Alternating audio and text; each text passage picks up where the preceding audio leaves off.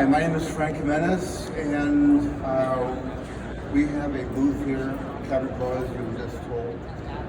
One of the most common problems in looking for software is that people have a tendency, and this is not necessarily describing you, but people have a tendency in general of two problems. Number one, not really knowing what to ask because it's a new endeavor. And secondly, to be guided by the salespeople, by the salesperson. You can ask a question to someone, and they may know the answer, they may not know the answer. And our people who are at our booth right now, I know very well that they don't know the answer to every single question that might be asked, because they only use a certain part of the program. However, in general, salespeople are specifically trained to keep control of the conversation so that you may ask a question and it'll never get answered. It's very smooth in going around what you're asking. That's not to say that salespeople are bad people, of course not. But salespeople have a job to do, and that's to sell their product. In this particular case, the software. So absolutely, before you even approach a bench, even today, you don't have to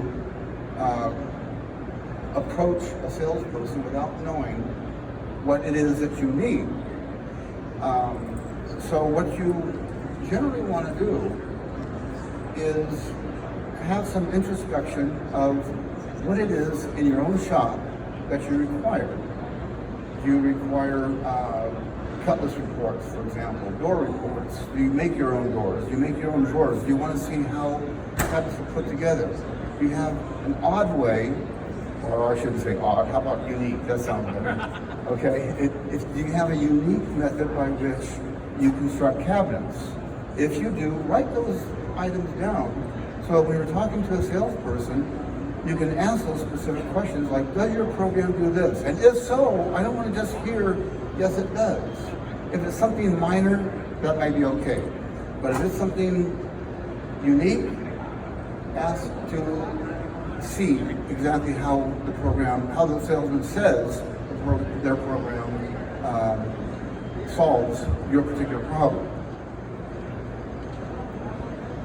And this is in keeping with that same mentality. Ask questions that are important to you. After you've done it before you purchase, make sure that the program is doing not 100% of what you need, but at least a great majority of what you require. Because you're not going to ever find any particular program that will do 100% of every single thing that you would want. Unless, of course, you buy our program. I'm just kidding. Just kidding. Technical support. Technical support, you can have the greatest program in the world, but if you don't have any support of that program, it's useless. I was asked just this morning for a demo. If we have a demo version of the program, and my answer was no, not because we couldn't give a demo, but because our program does require technical support. If you're doing complicated cabinetry, especially something like face frame cabinetry, CNC work, it's on any kind of cabinetry, and require machining to be precise, we're not going to just give you a program and say, well, good luck, see if you like it. No, absolutely not. Technical support is generally done by software companies via email, via direct telephone, via remote support that they get on your computer, and via forums. Forums are generally not good for technical support. We have a forum on Facebook, but it's generally not good for tech support because it's customers talking to each other. And that's a good thing because people get to exchange ideas. But when it comes to technical support, you want to talk to somebody who knows the software.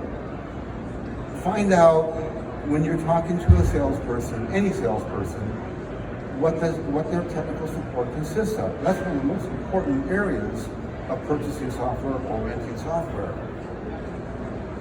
Will the tech support be such that you have to wait a couple of days. You're right in the middle of a project, and you're right in the middle of getting of manufacturing cabinets, and you need an answer now, not tomorrow or not next week. Is that available? If it's not, you're going to regret that software very quickly. Another method of technical support is via email. If something, just find out if there's costs associated with technical support as well. Specific capabilities that are of interest to you. Like I said before, if you have unique methods, that's the word that we changed to. If you have unique methods of building cabinetry, make sure the program performs according to your expectations. Don't wait until after you have it, and the salesperson might just say, "Oh, of course it does that," and it's a major problem even to generate the kinds of results you need to generate. And how are you expected to learn the software? Is it through videos? Is it through trial and error? Is it through training? If it's training, what is the cost of that training? That could be a deal breaker by itself. And how does a company handle computer crashes and lost keys? That is one of the most important questions that you could ever ask. There are some companies that if you lose a key, and believe me, the dongle companies that provide keys, I've talked to them, and they've told me that this is a guaranteed method by which you can make money, because keys are mechanical. They will either malfunction, break, or get lost. Find out from the company what happens when a key gets lost, broken, or misplaced. If you have to buy the thing all over again, oh my gosh, at least you have that to consider. Make sure the software will generate the code your machine requires. If you have a CNC router, make sure it supports your router. If it doesn't support your router, make sure in writing you have a timetable by which it will support your router. And beware of responses that do not answer your questions. You ask a question, and the individual does not, he becomes a politician, right? Politicians never answer questions. They just go right around and do something else. Well, if they're doing that, steer away or re-ask them the same question. And a lot of times people will give you references, like I'm going to give you these references that we have here in our booth. But I guarantee you that software people will not give you references that don't like their product. Okay, so don't put too much on references. And also, do not expect a salesman to know everything there is to know about that software. But do expect them to find out the answer. If you ask them a question, there's nothing wrong with them saying, I don't know, but I'll find out. If he finds out, fine. If he doesn't find out, just ignores it, that's a problem. And do not ask the sales rep to compare their software with others. That's a very tacky question. And any salesman who answers that, well, it's a tacky answer because that's just unprofessional. Do not allow yourself to be pressured into making a hasty decision. You've gone without software for a long time. You do not need to make a decision now. And do your homework. That goes along with what we said in the very beginning. And I don't think anything needs to be said on that. What does this software do? What is its capabilities? And what are your requirements?